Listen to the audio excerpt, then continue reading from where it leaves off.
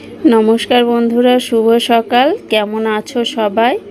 तो आज के आमी आर एकटा नतून भिडियो निये चले एसेछि। तो आज के आमी घुम थेके उठे देखी दीदी सब काज सेरे रान्ना बान्ना बसिए दिएछे, कारण आगेर दिन आमार घुमोते अनेकटा लेट हये गेछिलो। तो सेई कारणे आजके उठते अनेकटा देरी हये गेछे और उठेई देखी दीदिर सब रान्ना बान्नार जोगाड़ हये गेछे। और संगीत एखोनो घुमोच्छे। तो दीदी बोल्लो तुई ताहले टिफिन करे काजे जाबी, जा आमी रान्ना बान्ना करे निई। तो सेई कारणे आमी बेरिये पड़लाम जे काजे जाओयार उद्देश्ये। तो आजके संगीतके ना निये आमी एकाई जाচ্ছি। संगीत बाड़ीते घुमोच्छे। दीदी बोल्लो आमी ओके तुले खाइये स्नान टान करिये राखबो। तो आमी चले एसेछि मेशिन घरे, जेखाने आमी बसे काज करी। तो देखो ये मालगुलो आमार सब हये आछे, किन्तु एगुलो एखोनो गोछाते बाकी, अनेक माल गोछानोर जोन्नो पड़े आछे। तो एगुलो गोछाते अनेकटा टाइम लागबे। तो चलो आगे आमी मालगुलो फिनिश करे निई। এই দেখো আমি মেশিনে বসে গেছি আর এত অত্যাধিক গরম না, কাজ করা যাচ্ছে না। কাজ করব বলে এসেছি কিন্তু খুব কষ্ট হচ্ছে, গরমে হেঁটে এসে আর এখানে বসেছি, খুব কষ্ট হচ্ছে। তো চলো যাই হোক, মালগুলোকে তো করে দিতেই হবে। দিদি সকালবেলা উঠে কাজ সেরে রান্নাবান্নাটা করার কারণে আমি এত তাড়াতাড়ি কাজে আসতে পারলাম, না হলে আমাকে সব গুছিয়ে তারপরে আসতে হতো। তো তখন আসতে দুপুর হয়ে যেত, কাজটাও কম হতো। তো দিদি আছে রান্নাবান্না করছে বলে আমি সকাল সকাল চলে এসেছি, হালকা একটু টিফিন খেয়ে চলে এসেছি। তো এবারে দুপুরবেলা আমি বাড়ি যাব। তো সেই জন্য দিদি থাকার কারণে আমার একটু সুবিধা হলো আর কি। তাড়াতাড়ি কাজ করব বলে এলাম, মেশিন চালু করে দিলাম, কিন্তু কাজ করছি মনটা সেই বাড়ির দিকে পড়ে আছে। কারণ আমি যেখানেই যাই সঙ্গীতকে সাথে করে নিয়ে যাই। আজকে সঙ্গীতকে ওই বাড়িতে রেখে এসেছি, বারবার চিন্তা হচ্ছে কি করছে ছেলেটা, কি করছে। সব সময় আমার চোখের সামনে থাকে, তো চোখের আড়াল হয়েছে, যেন মনে হচ্ছে কোথাও যদি কোনো অন্যায় করে, কোনো কিছু হয়, শুধু ভয় পাচ্ছি। তো ওই জন্য ভাবছি আজকে একটু তাড়াতাড়ি চলে যাব দুপুরবেলা। তারপরে স্নান খাওয়া দাওয়া করে একেবারে সঙ্গীতকে নিয়ে আসব। ওরও বিকেলে পড়াতে আসবে, ওকে একেবারে নিয়ে আসব। তো দেখো আমার মেশিনটাও ডিস্টার্ব করছে, বারবার সুতো কাটছে।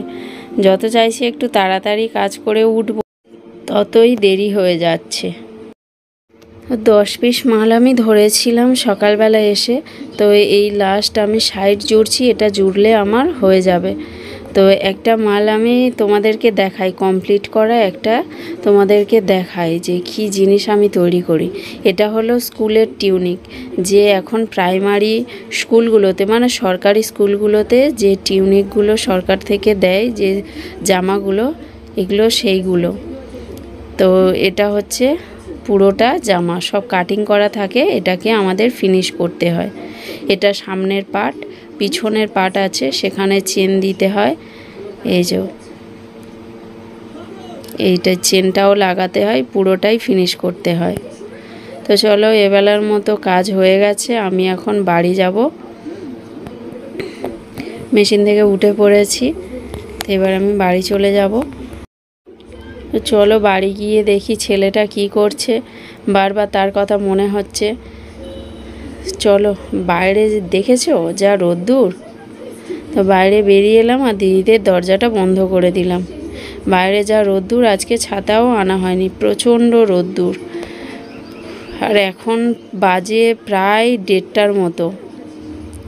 তো বাড়ি যাব, গিয়ে স্নান করব, খাওয়া দাওয়া করব, তারপরে 3:30 থেকে ছেলের পড়া, আবার তাকে নিয়ে আসতে হবে। তো আমি বাড়ির কাছাকাছি চলে এসেছি, এবার বাড়িতে ঢুকবো, তারপরে স্নান করব, খাওয়া দাওয়া করব। খাওয়া দাওয়া করে আবার বেরাতে হবে সাথে সাথে। দেখো তোমাদেরকে বলছিলাম সঙ্গীতকে রেখে এসছি, মন কেমন হচ্ছে। তো সত্যি সত্যি ওকে রেখে এসছি, আজকে ভাত খায়নি, বমি করেছে, শরীরটা নাকি খারাপ লাগছিল। তো নুন চিনির জল খাইয়ে নিয়ে আমি এখন ওকে নিয়ে আবার বেরিয়ে পড়েছি। ও পড়তে বসবে আর আমি কাজে বসবো। তো খাওয়া দাওয়া করেই সাথে সাথে চলে এসেছি, আর রেস্ট নেওয়ার সময় হয়নি। দেখো রাস্তা দিয়ে যেতে যেতে এটা চোখে পড়লো, আমার খুব ভালো লাগে এইগুলো দেখতে। এখন আর সচরাচর দেখা যায় না, 2-1 জনের আছে, ওই মাঝে মধ্যে একটু দেখতে পাই, তাই সেটা তোমাদের সাথে শেয়ার করলাম। তো চলো, সঙ্গীত সাইকেল নিয়ে যাচ্ছে, আমার থেকে অনেকটা এগিয়ে আছে। তো চলে এসেছে, আর সঙ্গীতদেরকেও পড়াতে চলে এসেছে, মাস্টার পড়াতে চলে এসেছে, ওরা পড়তে বসে গেছে। আর আমিও আর বসে থাকলে হবে না, বেশি রাত করে যাব না, দেখি কি হয় কাজের চাপ অনুযায়ী। তো আমিও গিয়ে কাজে বসে যাই, ওরা ওদের পড়ার কাজ করুক, আমি আমার কাজ করে নিই।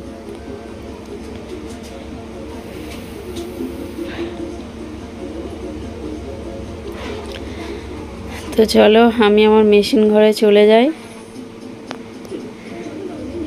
এর ভিতরে না প্রচণ্ড গরম, প্রচণ্ড গরম।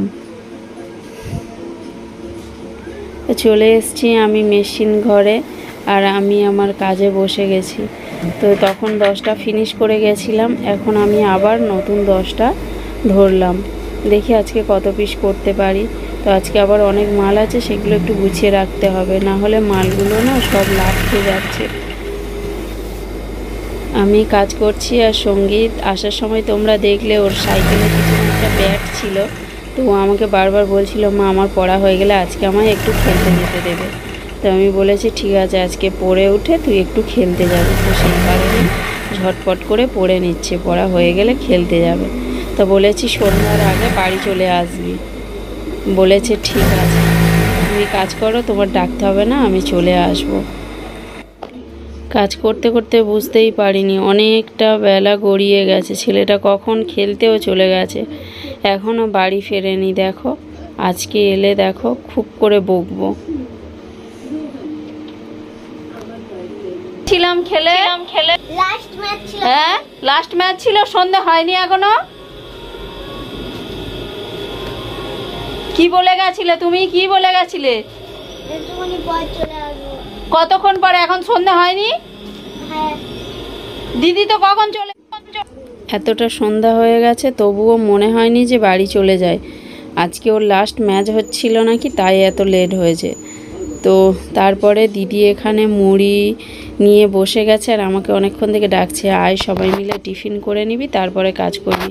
আজকে মনে হয় কাজ করতে একটু রাতই হবে, কারণ মালের অনেকটা চাপ, সব গুছিয়ে দিতে হবে, দিলে কিছু মাল চলে যাবে। তো দিদি ওই জন্য মুড়ি মাখাতে বসে গেছে, আর এদিকে চিকুবাবু দেখো চপ হাতে নিয়ে কীরকম বসেছে খেতে।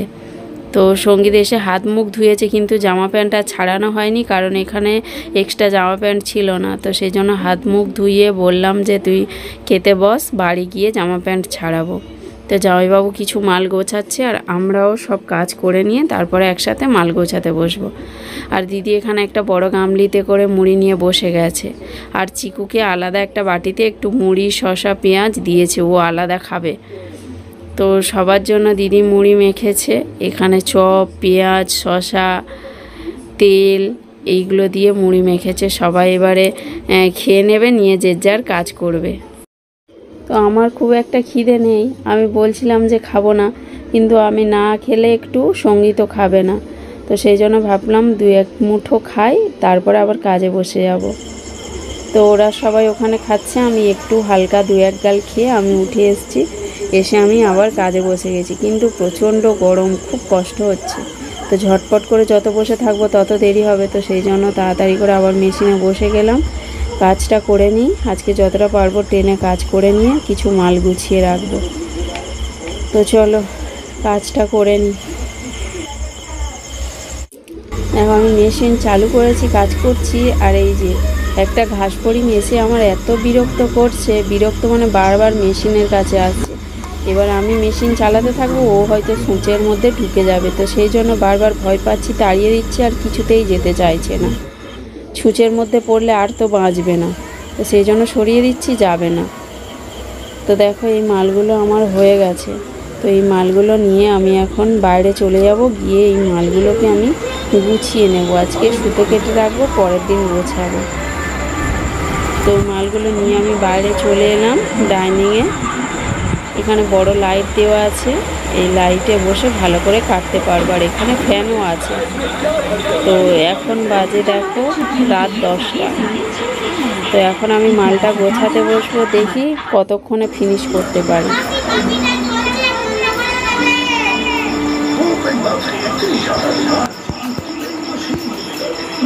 আর দেখো এখন বাজে প্রায় 11:30। আর ধৈর্য ধরছে না, শরীরও টানছে না। তো আজকে এবার আমি বাড়ি চলে যাব। তো আজকের মতো আমার ভিডিওটা এখানে শেষ করছি। দেখা হবে পরের আরেকটি ভিডিওতে। তো ততক্ষণের জন্য সবাইকে টাটা, ভালো থেকো, সুস্থ থেকো। বাইরে সঙ্গীতের সাইকেলটা আছে, ও সঙ্গীত সাইকেলটা নিয়ে দাঁড়িয়ে আছে। আর জামাইবাবু আমাদেরকে এখন একটু এগিয়ে দিয়ে আসবে, না হলে যেতে পারবো না, অনেকটা রাত হয়ে গেছে। তো চলো আজকের মতো টাটা, গুড নাইট সবাইকে। ভালো থেকো, সুস্থ থেকো, সাবধানে থেকো।